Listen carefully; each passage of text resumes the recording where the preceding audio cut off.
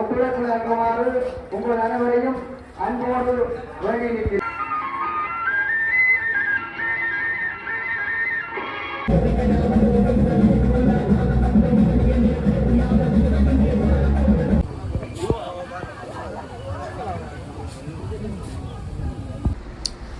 அனைவருக்கும் வணக்கம். நாங்கள் இப்போ எங்கே நிற்கிறோம்னு சொன்னால் மானிப்பாலை நிற்கிறோம்.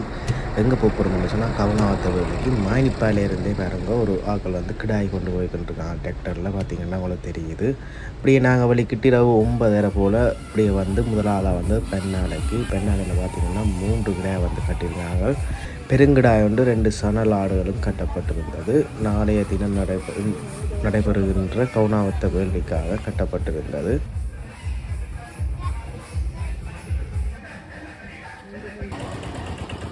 அப்படியே இங்கே பார்த்தீங்கன்னு சொன்னால் 9:30க்கே கோவிலுக்கான கிடாய்கள் வந்து கொண்டு செல்ல வலிக்கிட்டாங்களே. என்னென்னு சொன்னால் 500-600 கிடாய்க்கு மேலே வெறுறபடியாக வந்து சினம் வந்து நெருக்கடி வருமானக்காகவே டோக்கனுக்காகவே வந்து போயிடுவாங்க. இங்கே வந்து பார்த்திங்கன்னா கிடாய்க்கு வந்து மேடை போட்டு வந்து 2 கிடாயை வந்து காட்டி கொண்டு இருக்கிறாங்க. பாருங்கள், காட்சி பாருங்கள் நீங்களே.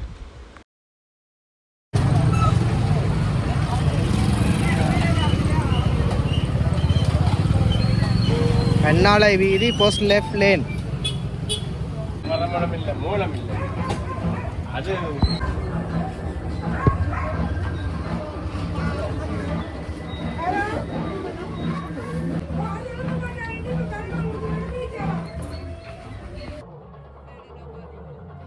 இங்கால ஒரு பெண்ணாலையிலே அடுத்த லேனுக்குள்ளே வந்தால் ஒழுங்கு ஃபுல்லாக டியூப் லைட் கட்டி ஸ்பீக்கர் கட்டி வந்து ஆடு பார்க்குறதுக்காகவே இதை செய்திருக்கிறார்கள் வார மக்களுக்காக. இந்த ரெடியாக இருக்குது பாருங்கள், டிராக்டர் எல்லாம் ரெடியாக இருக்குது. இந்த டிராக்டர்லாம் இரவு 12 மணி போல் எல்லோரும் கொண்டு போவினோம் கோயிலுக்கு.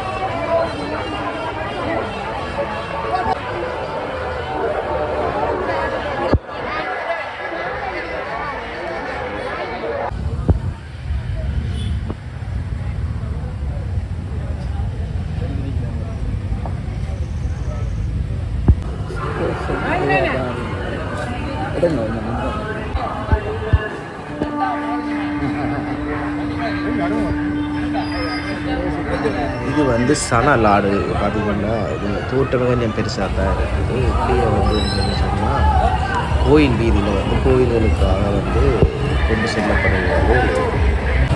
டிராக்டரில் வந்து இதுதான் கோயிலுடைய அதாவது கீரிமலை வீதியிலிருந்து முகப்பு வந்து இந்த வீதியாக தான் நாங்கள் வந்து செல்ல வேண்டும். நீங்கள் கீரிமலை அளவட்டி வீதியால் வந்து வேண்டால் இடக்கை பக்கமே இருக்குது கவனத்தை கோயிலுக்குரிய தோரணம் வாயில் தோரணம் அப்படி நாங்கள் வந்தோம்னு சொன்னோம். கிட்டத்தட்ட கனதூரம் நடக்கணும். நடந்தால் பாருங்க போலீஸ் வேன் வந்து வீதி தடைகளை உள்ள வாகனங்கள் எதுவுமே ஆடு கொண்டு வர வாகனத்தை வர வேறு எந்த வாகனமும் விரையிலான்னு சொல்லி. ஆனால் கோயிலுக்குள்ளே போய்க்கே ஒரு தனிய விரையிலாளர் என்ற அளவுக்கு ஒரு பயம் இருக்கும். இப்போ நிறைய மக்கள் இருக்கிறார்கள், பக்தர்கள் இருக்கிறார்கள் என்றபடியாக இந்த இடம் வந்து ஒரு கலகலப்பாக உள்ள ஒரு கோயில் சூழ் சார்ந்து இருக்கிறது. ஆனால் தனிப்பட்ட ரீதியில் வரைக்கும் இந்த கோயிலுக்கு எப்போவுமே ஒரு பயம் ஒன்று இருக்கும். பார்த்தீங்கன்னா இதுதான் கோயில்.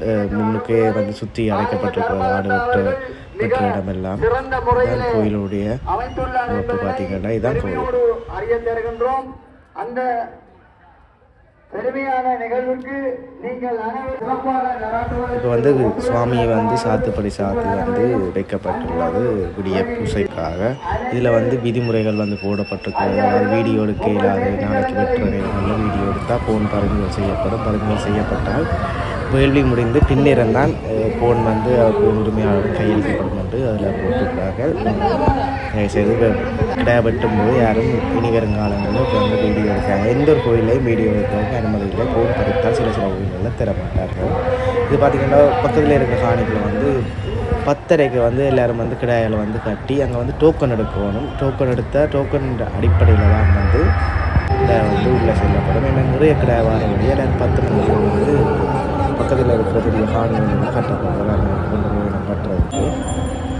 இந்த கிடாயில் வேறுங்க சணல் கிடாய், அதில் கொம்பில் வேறுங்க மணி கட்டி இருக்குது.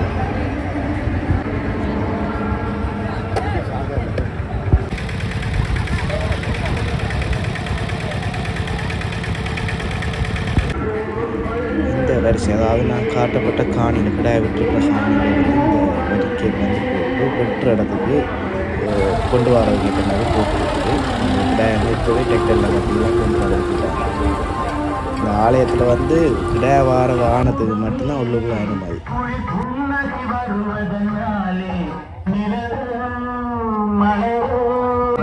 இப்படி நான் கோயில் வீதியிலிருந்து அளவட்டி ரோட்டு நான் ஆலடிக்கெலாம் போட்டு அளவட்டி பார்த்தீங்கன்னா கிடாய் வந்து சோப்படுத்தி கொண்டு இருக்கிறாங்க பார்க்குறதுக்காக.